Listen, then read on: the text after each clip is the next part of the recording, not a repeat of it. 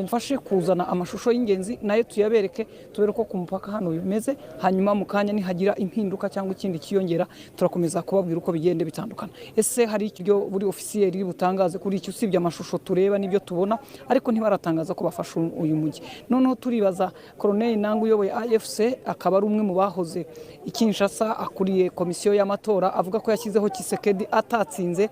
Mu ijambo rye ubwo mu kiganiro n'abanyamakuru Goma yaravugaga ngo ninjye wamushyizeho ni nanjye uzamukuraho.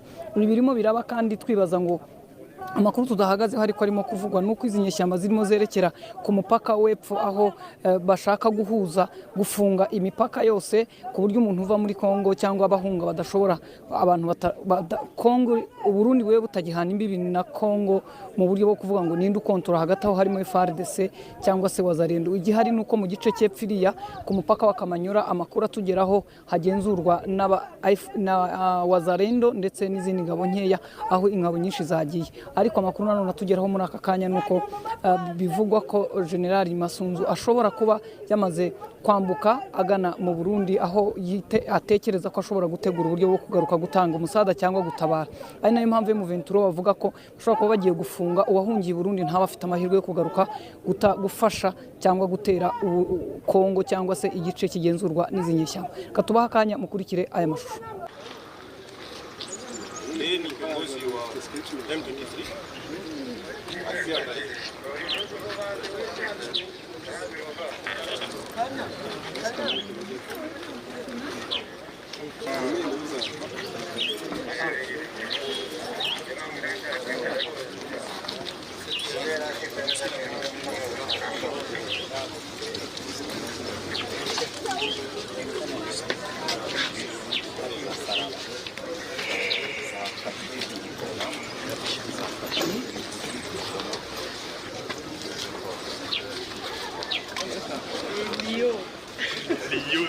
Elio de Sarambwe.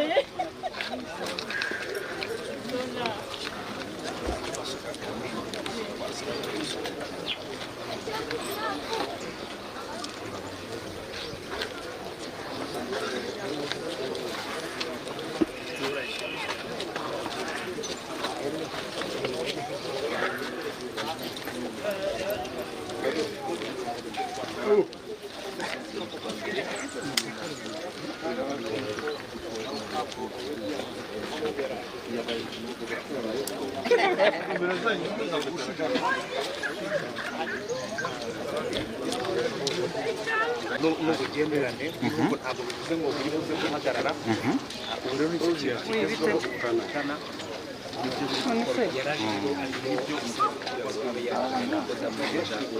bikaba bimeze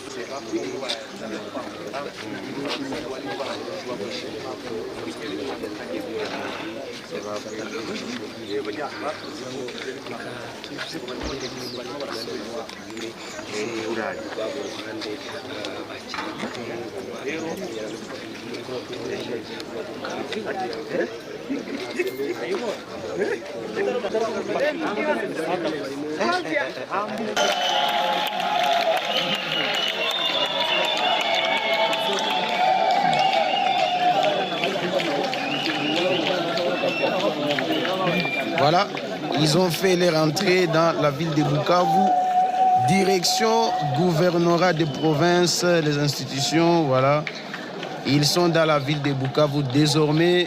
Voilà, c'est confirmé, confirmé, confirmé. Ils sont à la Botte, capitale de la province du Sud Kivu. Voilà, voilà, ils sont en train de se diriger vers le gouvernorat de province, là où il y a toutes les institutions de la province. Voilà, c'est confirmé. Merci, nous sommes dimanche 16 février 2025, Bukavu, ville de Bukavu, voilà.